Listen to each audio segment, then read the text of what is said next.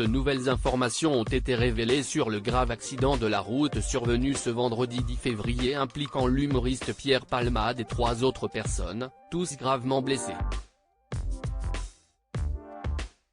Si nous savions déjà que l'humoriste, dont les jours ne semblent plus en danger, était à l'origine du choc puisqu'il était derrière le volant de la voiture qui a perdu le contrôle et percuté un autre véhicule, de nouveaux éléments sont venus expliquer la raison pour laquelle il avait pris la route.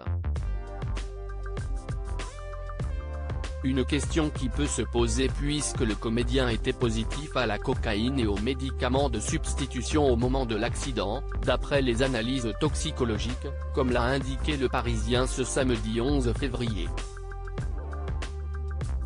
BFM Télévision a révélé ce dimanche 12 février que Pierre Palmade aurait été en train de faire la fête depuis plus de 24 heures dans son corps de ferme de Perthes en Gâtinais avec 4 autres jeunes gens quand il aurait eu envie d'aller chercher à manger. Une enquête pour homicide et blessures involontaires ouverte selon nos confrères, l'humoriste de 54 ans serait donc sorti avec 2 de ses compagnons de fête et parti vers un supermarché situé à quelques kilomètres de chez lui. Il pourrait s'agir d'anciens escortes, rencontrés sur les réseaux sociaux et c'est a priori en rentrant chez lui que l'accident se serait produit. Dans cette collision avec une forte cinétique selon la préfecture de Seine-et-Marne, 3 autres personnes ont donc été grièvement blessées, dont une jeune femme enceinte de 6 mois et demi, qui a perdu son bébé, un enfant de 6 ans et son père âgé d'une quarantaine d'années. L'état de santé de la jeune femme s'est amélioré. De son côté, l'homme qui conduisait le véhicule a subi une opération du cœur qui s'est bien passée. Il n'y a pas de risque qu'il meure, a affirmé son cousin auprès de nos confrères de BFM TV. En revanche, l'inquiétude est encore vive en ce qui concerne le garçon de 6 ans.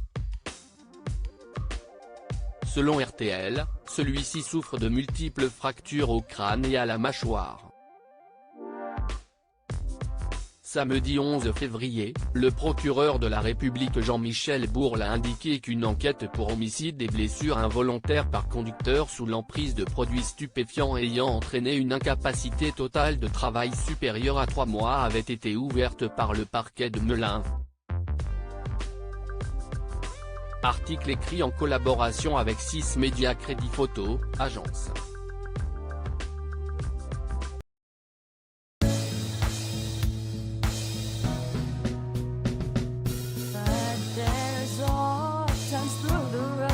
I think you can let me know. Sit down, sit back, let me help